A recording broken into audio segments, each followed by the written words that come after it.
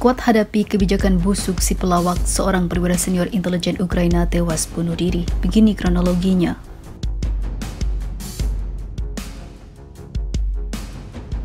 Збройні сили України на півдні продовжують наступальні дії.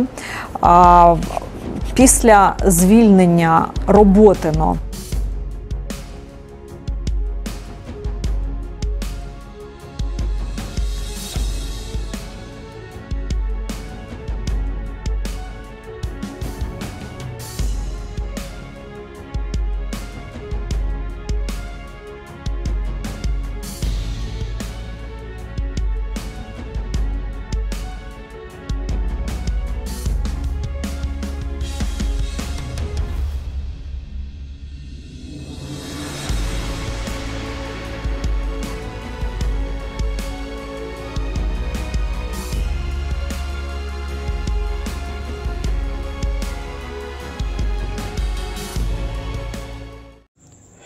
Hai para penonton Central News, sebelum lanjut jangan lupa subscribe dan lanjut tekan tombol Super Thanks. Tombol Super Thanks ada di atas tombol subscribe. Jika Anda ingin mensupport channel kami menyajikan berita yang paling Anda tunggu-tunggu. Terima kasih.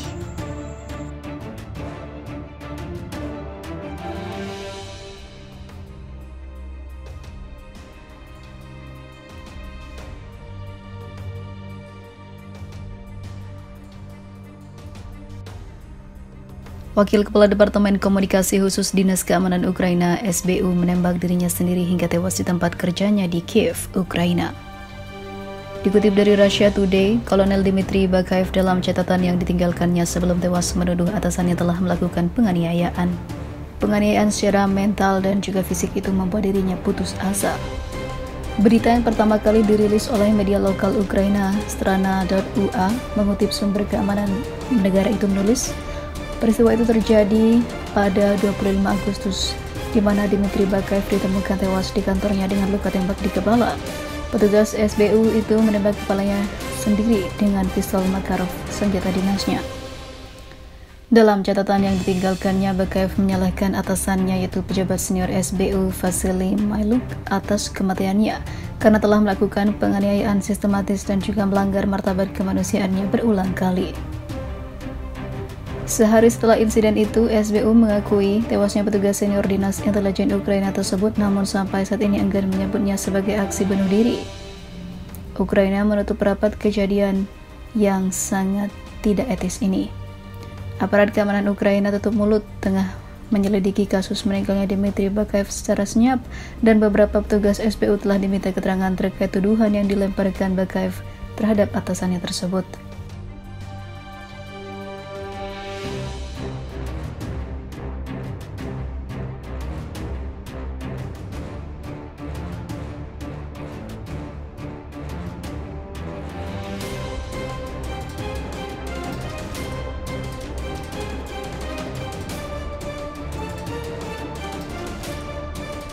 Rakyat Ukraina bergembira, Zelensky dikabarkan akan menyerah tanpa syarat. NATO panik, bonekanya kalah.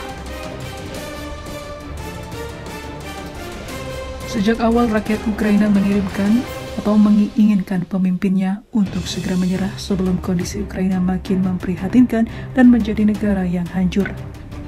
Dikabarkan setelah desakan warga hingga kudeta militer Ukraina menggema, si presiden pelawak malah ketakutan tak bisa lagi berkuasa dan menginginkan untuk menyerah saja sebab tentara dan senjata pun sudah lenyap.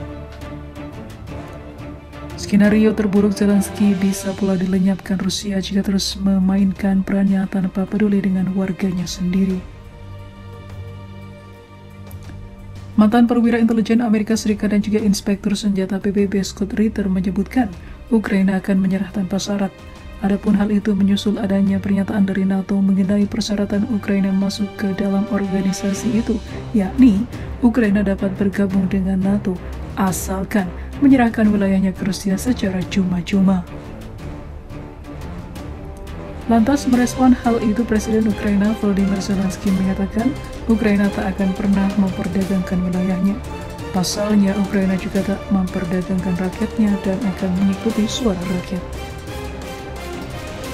Diketahui saat mendengar pernyataan NATO mengenai persyaratan bergabung ke organisasi, para pejabat di Kiev memanas dan saling menyalahkan. Merespon hal itu, Ajudan Presiden Michael Podolyak menilai sebagai tindakan konyol sebab hal tersebut justru sengaja melakukan kekalahan demokrasi, ungkapnya.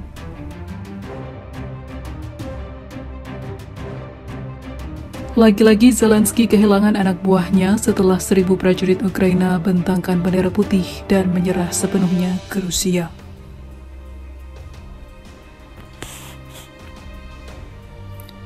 Rupanya Zelensky makin terdesak dan kecewa pada pasukannya sendiri karena lebih dari 1.000 tentara Ukraina berkhianat dan memilih untuk mengibarkan bendera putih pada pasukan Rusia yang berkuasa.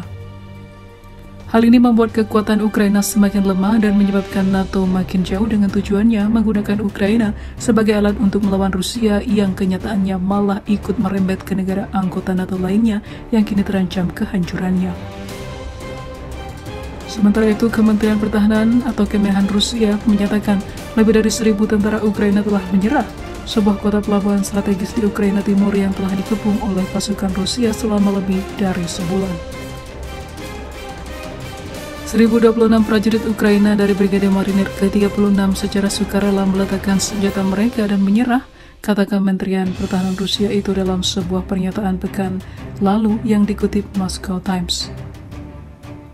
Penyerahan lebih dari 1.000 tentara Ukraina juga beredar luas di video media sosial yang bersumber dari Kementerian Pertahanan Rusia atau Kemenhan Rusia mengatakan bahwa tentara menyerah di dekat pabrik metalurgi dinamai Liliksh, sebuah pabrik baja besar. Di antara pasukan itu ada 162 perwira dan 47 perempuan, tambah Kemenhan Rusia. Lebih dari 100 tentara Ukraina terluka. Rusia diyakini berusaha menghubungkan Crimea yang diduduki dan wilayah separatis yang didukung Moskwa, Donetsk, dan Lugansk di Donbas, dan telah mengepung Mariupol pada awal operasi militernya.